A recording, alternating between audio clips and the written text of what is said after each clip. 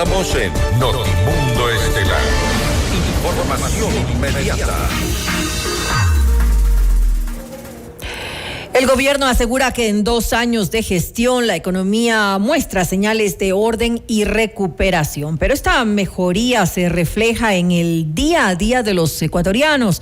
Lo vamos a analizar en nuestra siguiente entrevista. Vamos más allá de la noticia. Notimundo Estelar en FM Mundo con María del Carmen Álvarez. Nos acompaña a esta hora el economista Miguel Rosignoli, él es analista económico. Economista Rosignoli, muy buenas noches y gracias por acompañarnos. Le saluda María del Carmen Álvarez. Le pedimos que si puede encender su micro, que no logramos escucharlo.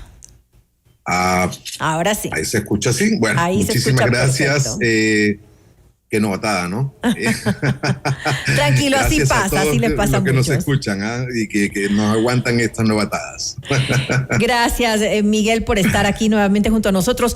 ¿Cómo ha visto usted la economía del país en este 2025? ¿Se cumplieron finalmente? Primero hablemos a rasgos generales. ¿Se cumplieron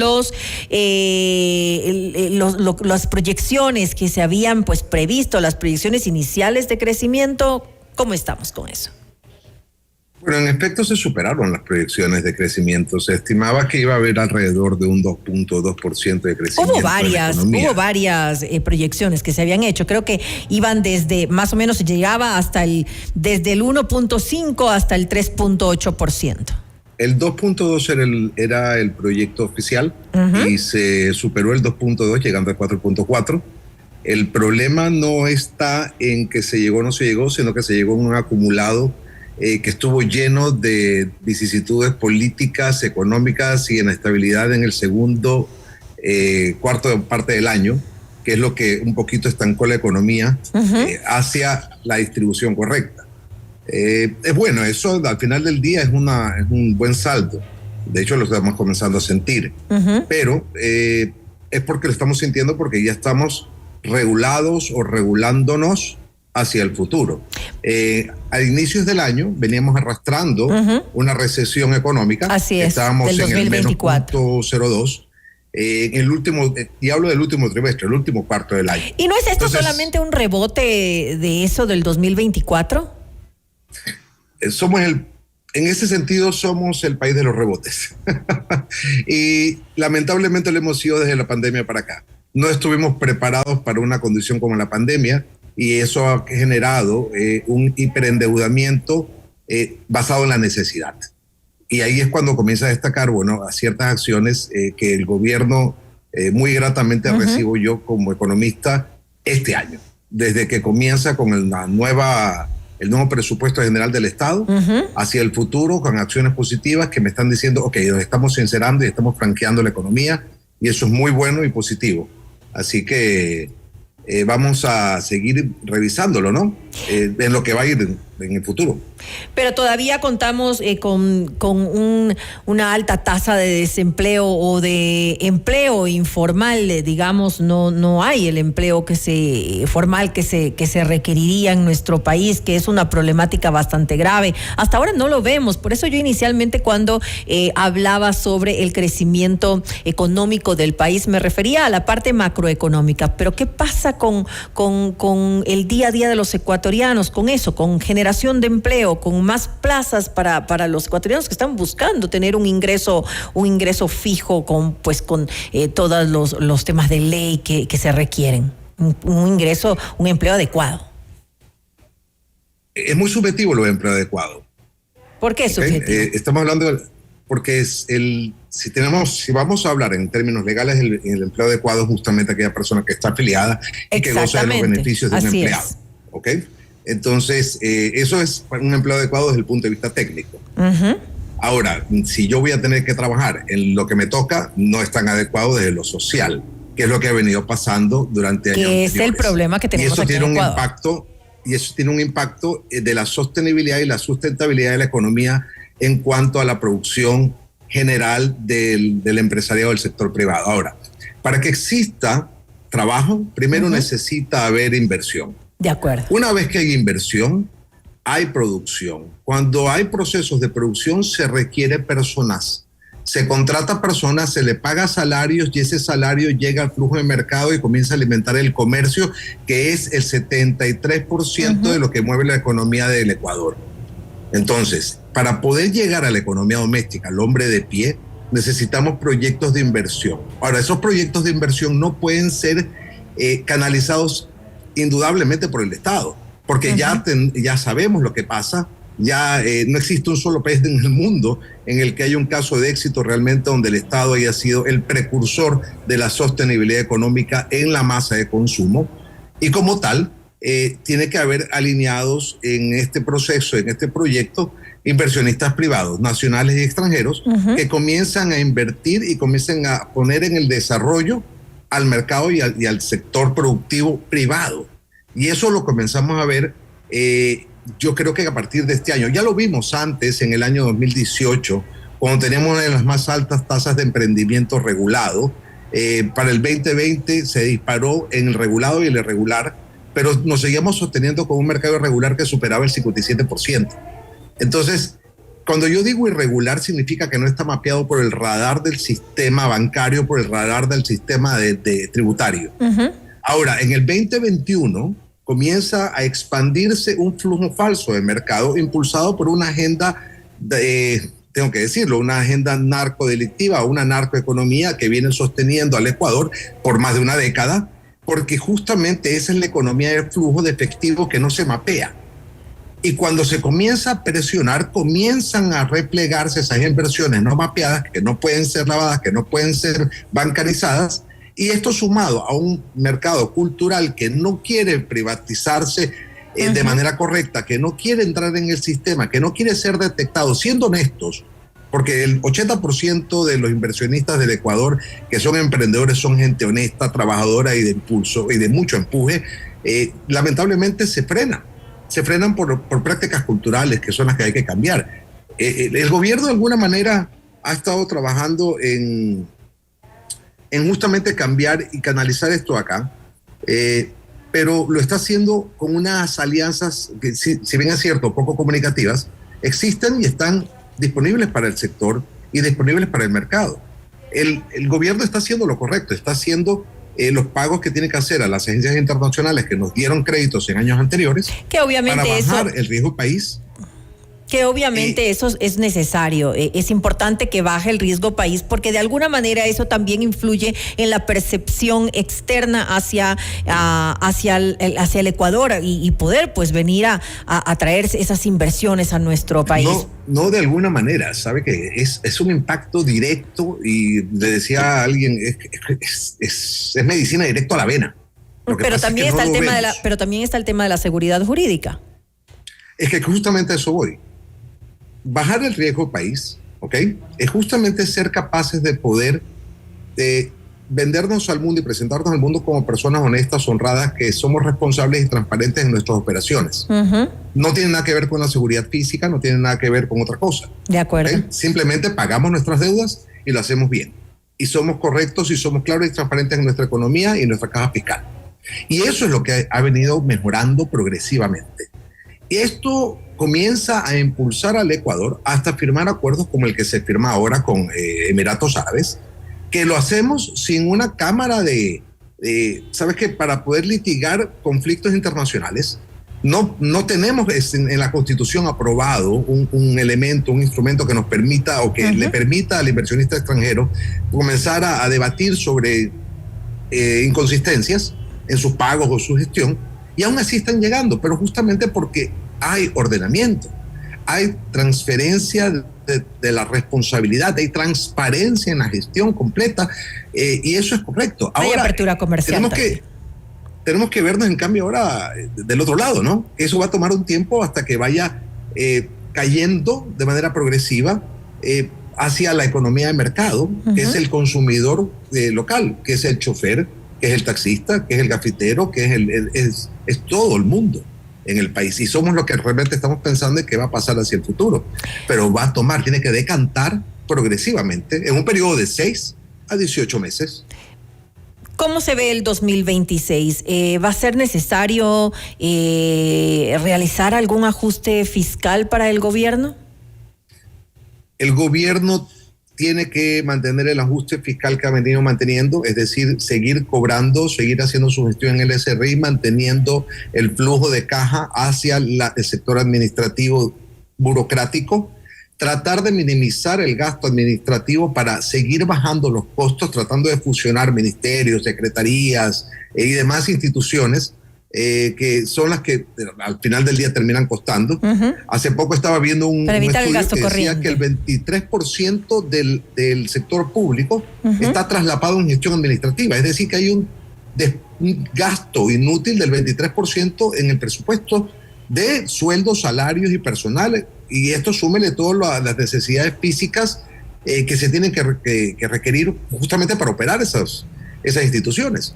Ahora, si el Estado logra hacerlo progresivamente, veremos un cambio en el tamaño del Estado, veremos un cambio en sus requerimientos de dinero.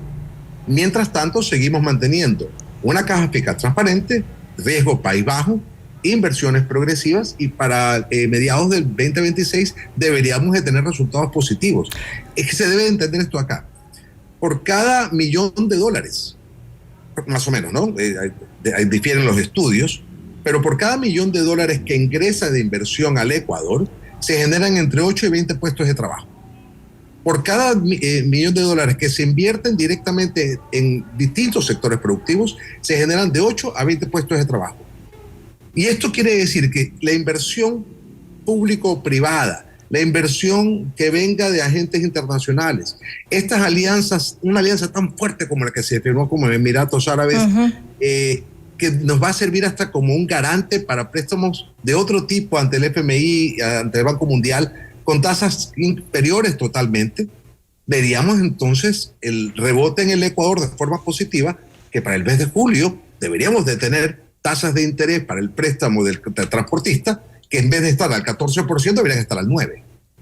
Pero también recordemos que eso tiene que ver con el derecho de la banca privada en cuanto a su capacidad de recolección de dinero, porque justamente ha habido mucha gente impaga por falta de flujo en el mercado. Pero usted ve, por ejemplo, lo decíamos, usted ve la intención de que se disminuya el gasto corriente en el gobierno, y no hablo de sacar a 5,000 funcionarios públicos, hablo de verdad de reducir en forma considerable el gasto corriente. Es que ahí viene el tema. Justamente tenemos que hacer reducción de personal que no está siendo bien utilizado, está en el sector público y se ha venido haciendo cargo de muchísimas gestiones que le pertenecen al sector privado. Miren, si dar dinero fuera un tema político, si generar riqueza fuera un tema político, si establecer un salario básico fuera un tema político, mañana más tarde firmamos un decreto que cada persona en el Ecuador va a ganar $1,000,000 y se acaba el problema. Pero no es así. No se soluciona por decreto, no se soluciona por voluntad política, se soluciona por eficiencia y eficacia en los procesos y protocolos administrativos que debe de tener el legislativo, el jurídico, o sea, que todo el sector. Entonces, cuando el político no entiende, comienza a generar discordia, comienza a generar esta separación de necesidades. Y esto es lo que vemos. El Estado, el Ejecutivo, que es el presidente, puso una pregunta clave que nos dice ¿cuáles son sus intenciones? Bajemos la Asamblea a la mitad. Bajemos el tamaño del Estado. O sea, es clave la pregunta. Y aún así, muchísima gente en discordia, incitada por un sector político que la mayoría, porque así quedó registrado, comienza, ¿sabes qué?, a abogar por el no, claro, solamente por estar en contra, haciéndole daño a la economía. Porque lastimosamente así funcionan las consultas populares en nuestro país. No es un análisis de lo que le conviene al país, sino más bien es una crítica a los gobiernos y a los gobiernos. Es decir, es lo que se hace, se lo mide con eso. Ni siquiera los gobiernos, sino las personas que ocupan la silla de gobierno o las sillas de gobierno en el Poder Ejecutivo Legislativo, lo que han venido pasando. Entonces, este es un presidente que ha demostrado su intención, y su intención es achiquemos el Estado. Su intención es busquemos eficiencia, pero en el proceso va a haber fallas, va a haber errores, que se debe de entender. Yo soy un crítico de gobierno también, pero también debo entender que ha habido buenas intenciones de buscar transferir todo este proceso burocrático, tedioso y pesado hacia una administración dinámica, tecnológica, y buscamos un aliado entonces. ¿Y cuál es el aliado? Me encantó, Emiratos Árabes. ¿Y cómo no estar feliz y aplaudir algo así cuando vamos a ver en el poco tiempo este tipo de impactos positivos que va a tener en la economía, en los profesionales locales? Quiero que se entienda esto. Es muy importante lo que se ha logrado, porque no es un acuerdo basado en la necesidad, no es un acuerdo basado en la coerción, es un acuerdo basado en mutua cooperación, como deberían de ser los negocios. Pero lo importante, Miguel, es ver los resultados, porque sí, se dan acuerdos, hay apertura comercial, sin lugar a dudas, pero queremos ya ver los resultados. No podemos tampoco seguir esperando que sigan pasando.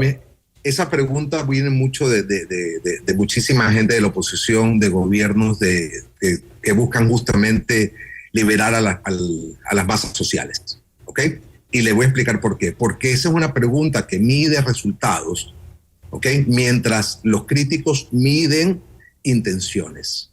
Entonces, la realidad es que para encontrar resultados tenemos que percatarnos en las intenciones. Y las intenciones son claras. Las intenciones son achicar el Estado, buscar la dinámica, ser más eficientes, buscar seguir creciendo en cuanto a nuestras capacidades de alianzas estratégicas con mercados nacionales e internacionales y con alianzas público-privadas que realmente resuelvan el problema, haciendo partícipe cada vez más al sector privado de la inversión, integrando a la sociedad a la economía activa, a la economía regulada y a la economía mapeada. Pero esa es la intención, que los resultados se den en el poco o en el mediano plazo. Eso es muy subjetivo a la capacidad de implementación y a la sociedad mercado que acepte ese impacto de la intención. Ahora, si la intención es, de nuevo, salir a regalar bonos, no vamos a encontrar una solución, porque bonos ya dimos. ¿Y qué es lo que pasa? Que el bono no es el resultado de la inversión, del proceso, del trabajo y del salario que ingresa al mercado de flujo. Como no es sustentable, porque para poder dar un bono yo tengo que endeudarme en mercados internacionales a altas tasas que no me piden a mí el uso del dinero, y estoy hablando, por ejemplo, los acuerdos de China, que tuvimos que prevender petróleo y nos endeudamos muchísimo a tasa del 7, 8 y 9%, que el día de hoy todavía el presupuesto del Estado tiene que integrar 3.700 millones de dólares para poder pagar esas deudas emitidas en bonos de hace más de 10 años y que fueron renegociadas en el gobierno de Lenín Moreno y que fueron renegociadas en el gobierno del señor Lazo, y que esta vez, en vez de renegociarse, se comenzó a pagar. Eso hay que aplaudir. Y se comienza a bajar el riesgo país y se comienza a encontrar nuevos futuros nobles para la economía. Hay un viejo dicho que decía en El hombre más rico de Babilonia, una frase que decía, te lo voy a traducir al criollo: donde hay plata hay solución. Y ahora comienza a encontrarse el camino para que ingrese plata. Ahora vamos a tener que encontrar la solución desde el esquema social a integrarnos de manera responsable para poder hacer que las cosas funcionen. Y nosotros somos los primeros auditores del gobierno, los ciudadanos. Y le exigimos, sí, pero tenemos que exigirle a partir de la intención, a partir de la transparencia. La intención, sin lugar a dudas, es importante, pero todos los ecuatorianos, no solamente los críticos o los contrarios, todos los ecuatorianos, sin lugar a dudas, Miguel, queremos ver resultados. Queremos ver resultados. Yo que soy economista, quiero plata. Exactamente, tal vez no, obviamente entendemos, los resultados no se pueden ver de manera inmediata, pero con el pasar de los años queremos ir viendo mayores resultados. Ya son 2 años de gobierno, y 2 años de gobierno ya deberíamos empezar a sentir ese crecimiento económico en la microeconomía, ¿no? Estoy de acuerdo con usted, ecuatoriano de a pie. Recordemos algo, que nosotros venimos de una recesión y de un jineteo de pago de deuda. Venimos de una recesión política. Venimos con este nuevo gobernante, Daniel Noboa, llega sin partido, se va armando en el camino, llega a formar un equipo, tiene que enfrentar problemas sociales y problemas delincuenciales. Tenemos problemas internacionales que frenan justamente otros commodities que reciben y le necesita el Estado, como el petróleo. Tenemos desregulación de minas. Entonces, cuando comienzas a poner todos estos segmentos de mercado a lo que pasó en el 2024, 2025, que no, yo le decía el otro día a alguien, no lo tomemos personal, pero no era el Ecuador solamente el único país que estaba pasándola mal. Muchísimos países la estaban pasando mal y en el Ecuador fuimos uno de esos. Lamentablemente veníamos también latigueándonos y veníamos castigados por una economía irregular y delincuencial que venía nutriendo falsamente el flujo de mercado. Entonces, cuando se la regula en el marco criminal, se regula y se trata de frenar esa brecha de flujo criminal, económico, pues sabes que comienza a ir un impacto directo. Entonces sumaron todos los impactos y yo como empresario lo sentí. Ha sido durísimo. Y yo entiendo a todo empresario, a todo trabajador, ha sido durísimo, pero no por eso dejé de afiliar a mi personal, no por eso dejé de pagar mis responsabilidades al SRI, no por eso dejé de hacer gestiones en búsqueda de la excelencia con mejores sistemas de gestión. Y yo estoy seguro que muchísimas personas lo hicieron. Lamentablemente, tuvimos que utilizar el sistema de crédito impuestario, y le digo el sistema de crédito impuestario es el de yo le debo al proveedor, yo le debo al tiendero, yo le debo al camionero.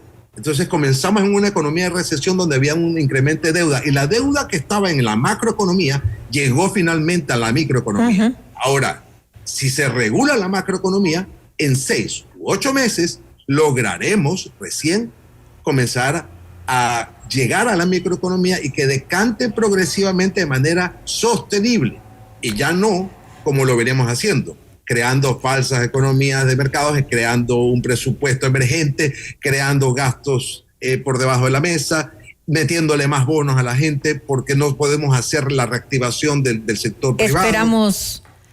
Esperamos, sin lugar a dudas, Miguel, que de verdad se empiecen a ver esos resultados, que se generen más plazas de empleo en nuestro país, que se dinamice la economía y que, por supuesto, también se tomen todas las medidas necesarias, que se envíen las leyes económicas urgentes que se requieran.